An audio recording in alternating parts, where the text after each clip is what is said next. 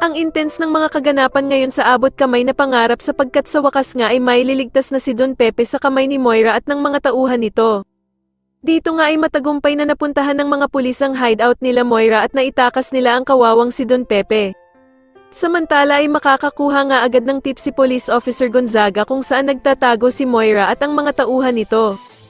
Kaya naman ay agad niyang sasabihin kay Doc Robert at Giselle na nakahanda na nga daw ang mga tauhan niya para lusubin ang hideout nila Moira.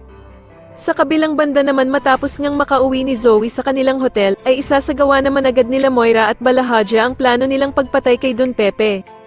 Nanginginig na tatanungin naman ni Don Pepe sila Moira kung saan siya nito dadalhin, at sasagutin naman siya ng bruhang si Moira na dadalhin nga daw siya nito sa impyerno. Subalit sa huling pagkakataon naman ay makikiusap si Don Pepe sa kanila, at hihiling nga ito kay Moira na bago daw siya nito patayin. Samantala ay masasagap naman ni Annalyn ang plano ng pulis na si Officer Gonzaga na pupuntahan nito ang location kung saan nandoon ang dumukot sa kanyang lolo Pepe, at dito nga ay sasabihin niya kay Doc Linden na susunod daw siya dito.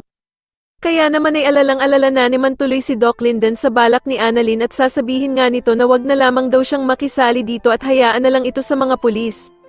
Samantala ay hindi naman mapakali itong si Zoe dahil sa gustong-gusto nitong maitakas ang kanyang lolo Pepe. Pero dahil nga sa bantay sarado siya ng mga tauhan ni Moira, ay palihim na bibigyan na lamang niya si Don Pepe ng panturok upang mawala ng malay ang matuturukan niya nito.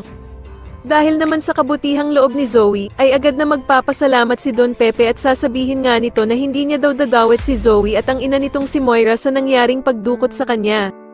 Sa tingin niyo magtagumpay naman kaya ang gagawing pagligtas ng pulis kay Don Pepe at dito na nga kaya talaga siya tuluyang makatakas, mas lalo na nga talagang nagiging exciting ang mga susunod na kaganapan kaya naman ay mas lalo pa nating abangan ang mas lalong gumigandang abot kamay na pangarap. Maraming salamat po sa inyong panonood at sana po ay mas-subscribe niyo ako. Maraming salamat po.